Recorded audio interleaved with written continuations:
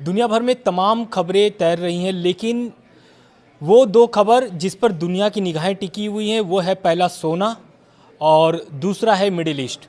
तो आज हम लोग मिडिल ईस्ट पर बात करेंगे। मिडिल ईस्ट में क्या घटनाक्रम हो रही हैं, आयतुल्ला अली खामनेई का क्या धमकी आया है, क्या पलटवार आया है, ट्रंप क्या कह रहे हैं, क्योंकि ट्रंप की जो शिप पहुंचे हुए हैं वॉरशिप वो अभी कहां पर मौजूद हैं, या फिर उनकी क्या कार्रवाई होगी आगे चल करके, क्या वापस हो जाएंगे या फिर ईरान की ओर बढ़ करके ईरान पर हमला करेंगे, और क्या आयतुल्ला अली खामनेई के बयान का क्या मायने निकल रहा है, क्योंकि जिस तरीके से उन्होंने बयान दिया आयतुल्ला अली खामनेई ने, ट्रंप को सीधे सीधे चेता दिया है कि अगर ईरान पर अगर हमला होता है तो ईरान भी उसका जवाब देगा और ये जवाब रीजनल वॉर में तब्दील हो जाएगी। तो इन्हीं सभी मामलों को लेकर के हमारे साथ अंतर्राष्ट्रीय मामलों के जानकार शरद कोहली जी जुड़े हुए हैं। तो पूरा मामला तो यही है, इजराइल यही चाहता है कि ईरान के पास परमाणु बम न हो। तो ये जो न्यूक्लियर वार्ता फिर से शुरू करना चाह रहे हैं ट्रंप, तो ये ट्रंप जो है कि पहले जून में तो 12 दिन के युद्ध होते हैं, आपको ही पता है कि अमेरिका हमला करता है, 12 दिन युद्ध चलते हैं, उसके बाद शांत हो जाता है मामला सब कुछ। उसके पहले जून के पहले ओमान मध्यस्थता कर रहा था और ईरान अमेरिका की परमाणु वार्ता हो रही थी जो कि असफल रही। उसी वार्ता को फिर से ये शुरू करना चाह रहे हैं ट्रंप, और ये चाह रहे हैं कि इस बार की जो मध्यस्थता करे, तो खबरें ऐसे निकल के सामने आ रही है कि इसकी जो मध्यस्थता है वो तुर्की, मिस्र और कतर ये निभाना चाह रहे हैं। क्यों? क्योंकि ये सारे जो देश हैं ये नहीं चाहते हैं कि युद्ध हो और मध्यस्थता करने के लिए तैयार हैं। लेकिन जिस तरीके से खामनेई साहब का बयान आया है और ट्रंप का थोड़ा नरमी अभी बरते हैं बयान में, क्योंकि इससे पहले वो बोल रहे थे कि वॉरशिप पहुंच गया है, हम नहीं चाहते हैं कि वो हमला करे, लेकिन उसके बाद अब उनका बयान जो निकल के आ रहा है, ये निकल के आ रहा है कि ईरान से मेरी बातचीत शुरू हो गई है, जल्द ही उनको मतलब ऐसा महसूस हो रहा है कि जल्द ही मामला जो है कि रफा दफा हो जाएगा। लेकिन इन सभी बात को साइड रख करके मैं एक और जानना चाहता हूं आपसे कि ईरान के जो न्यूक्लियर प्रोग्राम है, क्या वो इसे जारी रखेगा या फिर परमाणु वार्ता में तो यही है, JCPOA के तहत उन्होंने 2015 में जब JCPOA तहत आए थे तो इसमें यही था कि भाई परमाणु कार्यक्रम वो चला सकते हैं लेकिन परमाणु बम नहीं बना सकते हैं। लेकिन ट्रंप इस बार की वार्ता में चाह रहे हैं कि ना तो वो परमाणु कार्यक्रम जारी रखें, ना ही मिसाइल बनाएं। साथ ही सबसे बड़ा मुद्दा कि उनकी जो प्रॉक्सी है मिडिल ईस्ट में, चाहे वो यमन हो, चाहे वो आपका फिलिस्तीन हो, चाहे उसके अलावा हुती हो, हिजबुल्लाह हो, हमास हो, बिल्कुल इन सभी जगह पे उनके प्रॉक्सी हैं। तो इन प्रॉक्सियों से जो ताकत मिलती है ईरान को, उनको भी अब समर्थन देने से मना कर रहे हैं। इन वार्ता में ये चीज चाह रहे हैं। तो क्या ये जो वार्ता है सफल होगी या फिर जो बातचीत है यहीं पर समाप्त हो जाएगी और हमला होगा? मुझे ये वार्ता कहीं सफल होती नहीं दिख रही है।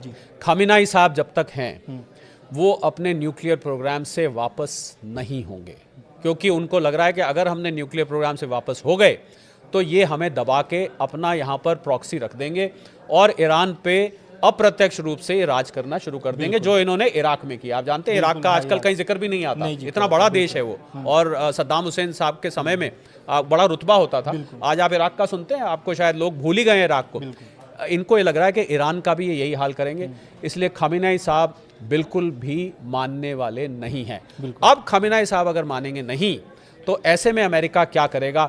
एक तरफ UAE और सऊदी जैसे देश उनको अपनी धरती नहीं इस्तेमाल करने देंगे, कैसे ट्रंप साहब हमला करेंगे? और मुझे ऐसा लगता है, जो मैं बात कहने जा रहा था पहले, आनंद वो बीच में रह गई, कि ये अपनी देश की जनता से ध्यान भटकाने के लिए ये जो उन्होंने वेनेजुएला में किया, और ट्रंप साहब के बयान को तो मैं क्षमा मांगते हुए कहता हूं मैं सीरियसली नहीं लेता। अभी कल कह रहे थे कि भारत ने वेनेजुएला से अब ऑयल लेना शुरू कर देगा, भारत सरकार ने उसको मना कर दिया। हमने तो ऐसा कुछ नहीं कहा। उन्होंने करीब नहीं तो 30-40 बार ये बोल दिया कि मैंने भारत पाकिस्तान का हमला रुकवाया, भारत सरकार ने उसको नकार दिया, उसको रेटिफाई नहीं किया। तो ट्रंप साहब, मुझे ऐसा लगता है कई बार मन से भी बात बना के कि मैं मनवा लूंगा, मैं बोल देता हूं, फिर उनसे कह दूंगा हाँ मैंने बोला था, इस टाइप की वो बात करते हैं। तो मैं ट्रंप साहब के बयान को, मैंने बताया ना आपको, ट्रंप मूड इंडेक्स मैंने एक बनाई हुई है ऑफिस में, उनका मूड सुबह दोपहर शाम अगले दिन बिल्कुल बदलता रहता है, ऐसे ऐसे ऊपर नीचे जाता है। मैं बिल्कुल उसको सीरियसली ले लेता हूं, पर इस बात को सीरियसली मैं ज़रूर लेता हूं कि वो इस वक्त फंस गए हैं। उनको समझ नहीं आ रहा कि हमला करा जाए तो कैसे किया जाए, और अगर नहीं करा जाए तो अपने देश में जो मैं ध्यान भटकाना चाह रहा था उसको मैं किस मुंह से जवाब दूंगा। और उनको ये भी नहीं पता है, आनंद, जो मुझे जो पता लगा है कि कितने लोग अमेरिका में इस हमले का समर्थन कर रहे हैं। क्योंकि मुझे नहीं लगता कि आम अमेरिकी इस हमले का समर्थन करना चाहता है। वो अमेरिकियों को ये बताना चाहते हैं, देखो अगर मैंने अटैक नहीं किया ना तो ये न्यूक्लियर बम बनाकर कल को तुम्हारे ऊपर अटैक कर देगा, इसलिए मैं तुम्हें बचाने के लिए मैं ये काम करने जा रहा हूं कि मैं पहले ही उसको जाके मार दूं। तो मुझे लग रहा है कि ये सारी खिचड़ी बहुत कॉम्प्लिकेट हो चुका है। और एक अंग्रेजी में टर्म होता है आनंद, उसको कहते हैं पॉइंट ऑफ नो रिटर्न। तो ये पॉइंट ऑफ नो रिटर्न पे मामला अगर पहुंच गया तो ये बहुत ही, और ये विश्व युद्ध की आहट यहाँ पर पहले ही रशिया और नेटो के बीच में, आपको पता है नेटो टूट चुका है, अमेरिका लगभग नेटो से बाहर हो चुका है। और अब यूरोप के देश, जब यूरोप के देश ने भारत के साथ ट्रेड डील करी तो उसका एक कारण ये भी था कि अब अमेरिका को पता ही नहीं अमेरिका किसका दोस्त है। मैंने अपनी नक्शा दुनिया का उठा के देखा आनंद, और उसमें मैं ढूंढ रहा था कि अब कौन सा ऐसा देश है जो अमेरिका का दोस्त है। आप सच पूछे, मुझे एक भी देश ऐसा नहीं मिला जो उसका दोस्त मिले। साउथ कोरिया के साथ उन्होंने सबसे पहले ट्रेड डील करी थी 15% की, सबसे पहले भाग के गया था नॉर्थ कोरिया, उस पर भी उसने 25% ठोक दिया। यूके जो कि उनके आगे हाथ जोड़ के खड़ा रहता था, सर जैसे आप कहें हम करेंगे। आज यूके को भी समझ आ गया, भैया ये तो कभी कुछ करते हैं कभी कुछ करते हैं, बड़ी अटपटी सी बात करते हैं, बेइज्जती कर दी यूके की।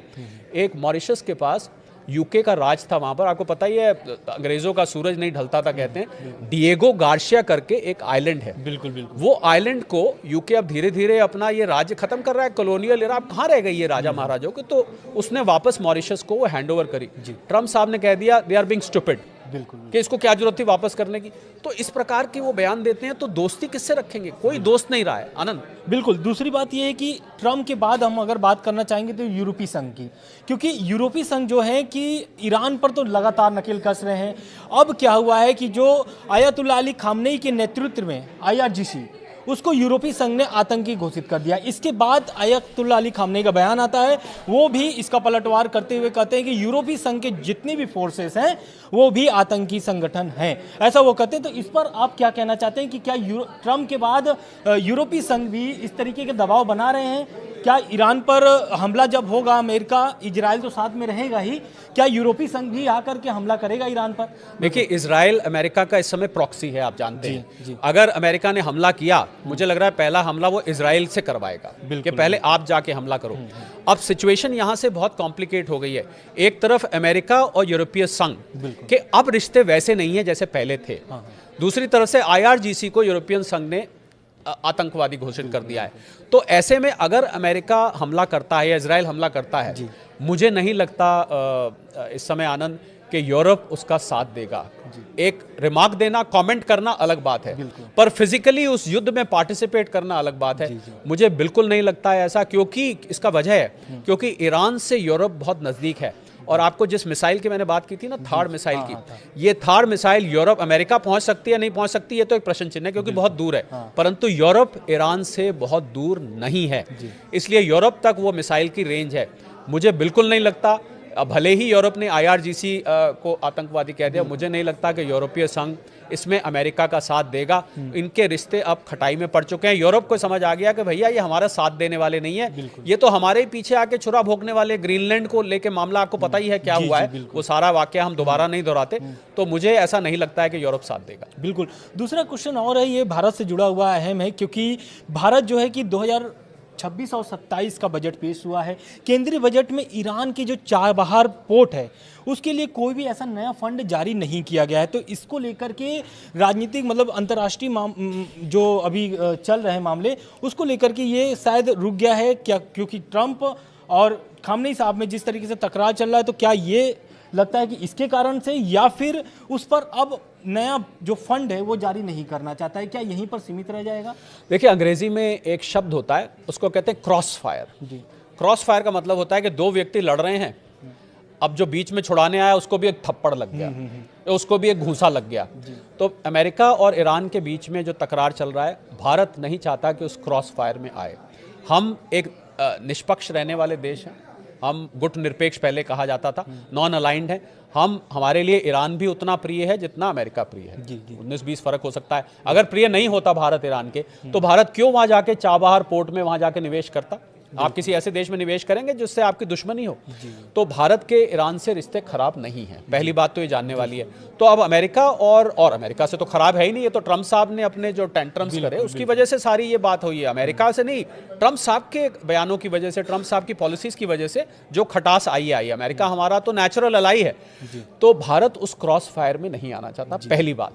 दूसरी बात, अब जब क्रॉस फायर में नहीं आना चाहता तो आप अगर और पैसा लगाते हैं तो ये अमेरिका को एक संदेश भेजता है कि आप ईरान के साथ खड़े हुए हैं। भारत ये संदेश नहीं भेजना चाहता, पहली बात। दूसरी बात इसमें यह है कि चाबहार में जो भारत ने पैसा लगाया था बहुत वर्ष पहले, तो ये किस लिए लगाया था कि ये हमारे लिए एक पोर्ट था, तो हमारा इससे रास्ता शॉर्ट हो जाता था। जो हम यहाँ से शिपमेंट भेजते थे ये आपको इकोनॉमिकली, लॉजिस्टिकली आपको फायदा पहुँचाता था। मेरे पास जो कैलकुलेशंस है वो कहती हैं, मैं यहाँ पर कैलकुलेशंस पूरी खोलना नहीं चाहूँगा क्योंकि ये कुछ कॉन्फिडेंशियल भी होती हैं, कि भारत उस इन्वेस्टमेंट को वसूल कर चुका है। अच्छा, यानी भारत ने जो पैसा लगाया था वो पैसा हम उसका इनडायरेक्टली मॉनेटरी रूप में फ़ायदा उठा चुके हैं। पर इसका ये मतलब नहीं फ़ायदा उठा चुके हैं तो भाई आप आपका ही निवेश करते हैं तो आप चाहते हैं ना ज़्यादा से ज़्यादा रिटर्न आए और लंबे वक्त तक आते रहे। पर अब क्योंकि ये सिचुएशन, दूसरा अमेरिका और भारत की, इसके पीछे एक और कहानी है। अमेरिका और भारत की ट्रेड डील, बार बार बयान आते हैं, 6-7 बार राउंड्स हो चुके हैं, हालांकि मुझे अब इस बयान पे यकीन कम होता है। पर भारतीय कॉमर्स मिनिस्टर पीयूष गोयल जी ने कहा कि अब भारत और अमेरिका के बीच कोई स्टिकी पॉइंट नहीं बचा है। यानी कि अब ट्रम्प साहब के हाथ में है, जब वो ओके करें तो ये डील ओके हो जाएगी। अब जब सब खाना पक चुका है, अब सिर्फ खाना बाकी है, क्योंकि खाएंगे कब ये तो पता नहीं, खाना बन चुका है। तो ऐसे में भारत नहीं चाहता कि ईरान को सपोर्ट करके, चाबहार पोर्ट को सपोर्ट करके वो 25% और टैरिफ भारत के ऊपर लगा दे और सारा पका पकाए खाने के ऊपर गुड़ गोबर हो जाए। जी। ये भी एक वजह है, क्योंकि जब तक डील फाइनल नहीं होती, इसलिए भारत ने डिसाइड किया कि अब चाबहार पोर्ट पर हम कोई और फैसला नहीं करेंगे। परंतु मैं ये कहूँगा आनंद कि ये कोई, इसको आप परमानेंट स्टैंड ना मान दें। अंतर्राष्ट्रीय जियोपॉलिटिक्स में, जैसे यहाँ पर कहते हैं ना, राजनीति में कोई परमानेंट दोस्त नहीं होता, कोई परमानेंट दुश्मन नहीं होता। यही नियम अंतर्राष्ट्रीय जियोपॉलिटिक्स पर भी लगता है, कोई परमानेंट दोस्त नहीं। तो एक मैं इसको कहूँगा कि अभी मामला होल्ड पर है।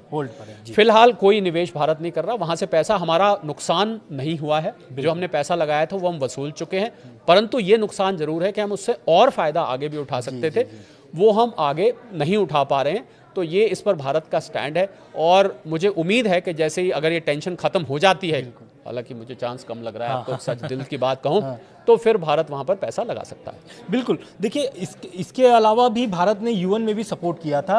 आप देख रहे होंगे जब ईरान में प्रदर्शन चल रहे थे, लगभग ईरान में ऐसा पुष्टि हुई नहीं है ईरान की तरफ से, लेकिन 6000 से अधिक लोगों की वहाँ पे मौत हो चुकी है। इस प्रदर्शन को लेकर के वहाँ पर यूरोपीय जो देश है वो एक प्रस्ताव लाए थे कि ईरान के खिलाफ ऐसा करके, तो लेकिन भारत भी वहाँ पर ईरान के पक्ष में वोट किया था और प्रस्ताव के खिलाफ वोट किया था, ये भी कह सकते हैं। तो ये सब मामले को लेकर के अब देखना ये होगा कि मिडिल ईस्ट में जिस तरीके से तनाव बने हैं, जैसा शरद जी ने बताया कि जो चाबहार पोर्ट हो या फिर खामनेई साहब का बयान हो, ट्रम्प का बयान हो, आप सुने होंगे। तो ये जो जितने भी मामले चल रहे हैं, आने वाले समय में जैसे भी अपडेट आते रहेंगे, लगातार हम लोग आपको पहुंचाते रहेंगे। सर जी, धन्यवाद। Thank you so much.